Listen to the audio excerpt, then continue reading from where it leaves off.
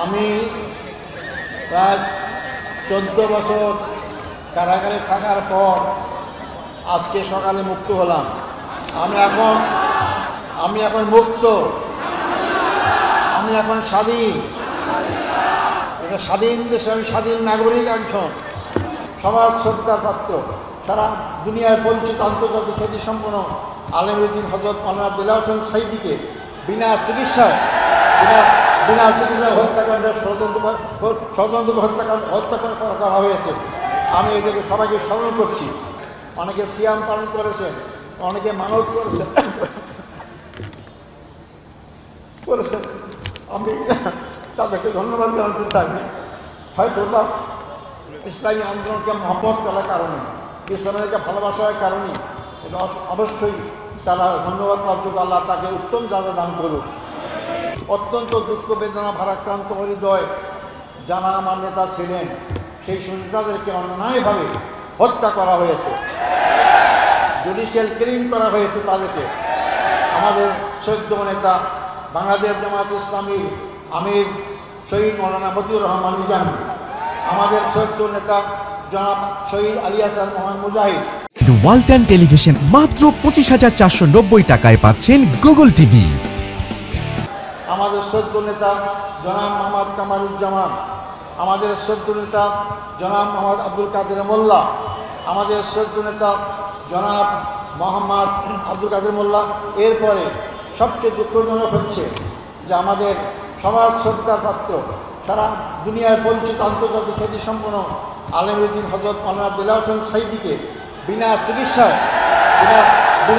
হত্যাকাণ্ডের ষড়যন্ত্র হত্যা করা হয়েছে। আমি এটাকে সবাইকে স্মরণ করছি। সাথে সাথে আমি স্মরণ করতে চাই আমাদের সদ্য নেতা মীর কাসেম আলী সাহেবকে। তাকেও সর্বশেষ তার ছেলেকে গুম করা হয়েছে, দেখতে চেয়েছিলেন, তাকেও দেখতে দেওয়া হয় নাই, তাকে ফাঁসির কাছে ঝুলিয়ে তাকে হত্যা করা হয়েছে। আমি সাথে সাথে জাতীয়তাবাদী দলের নেতা জনাব সালাউদ্দিন কাদের চৌধুরীকেও ফাঁসির কাছে ঝুলানো হয়েছে। আমি সেটাও স্মরণ করতে চাই। সম্মানিত ভাই বন্ধুগণ, আমরা এর মধ্যেও হারিয়েছি জেলখানায় আমাদের সেই শ্রদ্ধ নেতা অধ্যাপক গোলাম আজমকে, আমরা হারিয়েছি আমাদের মাওলানা আবুল কালাম মোহাম্মদ ইউসুফ সাহেবকে, হারিয়েছি আমরা পাঁচবারের নির্বাচিত এমপি মাওলানা আব্দুস সোবহান সাহেবকে আমরা হারিয়েছি। এরপরও আমি বের হয়ে দেখতে পেলাম আমাদের সামনে এখন তার নেই আমাদের আমিরের জামাত, এখনকার আমির আমাদের পূর্বের যে আমির আছেন মকবুল আহমদ সাহেব এবং নাজির আহমদ সাহেব, তার সবাইকে শ্রদ্ধা স্মরণ করছি এবং তার শোক সন্তপ্ত পরিবার সদস্য সহ সবার কাছে আমি তার সমবেদনা জ্ঞাপন করছি। আল্লাহ তাদের সবাইকে ধৈর্য ধারণ করে তৌফিক দান করুক।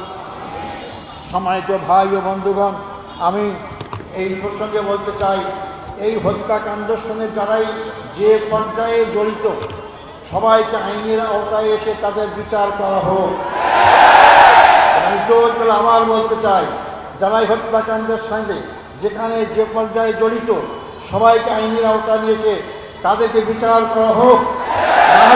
নাহলে এই খারাপ সংস্কৃতি চালু থাকবে, এখান থেকে বেরিয়ে আসতে হবে আমাদেরকে। সম্মানিত ভাই ও বন্ধুগণ, আমি আপনাদের কাছে অনুরোধ করতে চাই, আমার জন্য আন্তরিকভাবে দোয়া চাই আপনাদের কাছে। আমার অপরাধ কী ছিল? আমার অপরাধ ছিল ওমা নাকামু মিনহুম ইল্লা আন ইউমিনু বিল্লাহিল আজিজিল হামিদ। আল্লাহর প্রতি বিশ্বাস, এটাই তো আমার অপরাধ ছিল, আর তো অপরাধ নাই।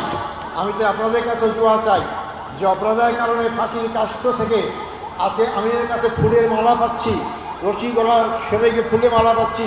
আমি যেন আজীবন সেই ইসলামী আন্দোলনে আমার জীবন থাকতে, রক্তবিন্দু এক ফোঁটা থাকতে এই আন্দোলনে যদি শহীদ হিসেবে মৃত্যুবরণ করতে পারি, সে তৌফিক আমাদের কাছে কামনা করতে চাই। আমাদের সবাইকে মৃত্যুবরণ করতে হবে, মনে রাখবেন। আজ হোক কাল হোক মৃত্যুবরণ করতেই হবে, মৃত্যুর হাত থেকে বাঁচতে পারবো না। আব্দুল কাদের মোল্লা ভাই আমার আমির ছিলেন, একটা কথা আমাকে প্রায় বলতে, আদার ভাই আমরা যেভাবে গুনাহগার, আমরা এই সব নিয়ে পরে করে জান্নাত পাবো না। জান্নাত করে একটাই মাত্র পথ, তা হচ্ছে শাহাদাত পালন করা। তো শাহাদাতই আমাকে জান্নাত দিতে পারে। তাই যে দল, যে জাতি, যে ব্যক্তি শাহাদাত তামান্না করে এগিয়ে যায়, সেই দল, সেই জাতিকে কেউ দমাতে পারে না। সম্মানিত ভাই এবং বন্ধুগণ, সেই দোয়া করার সাথে সাথে আপনাদের সবাইকে সবার মাধ্যমে সারা বাংলাদেশের আপনার জনসাধারণকে আহ্বান করতে চাই, আসুন এই দেশ আমাদের সবার, এই দেশের মানুষের আশা আকাঙ্ক্ষা চিন্তা চেতনা ঐক্য অনুযায়ী এই দেশটাকে ইসলামী সমাজ করার আকাঙ্ক্ষা আমরা সবাই এগিয়ে যেতে পারি। আল্লাহ অবশ্যই আমাদের সাথে থাকবেন ইনশাআল্লাহ।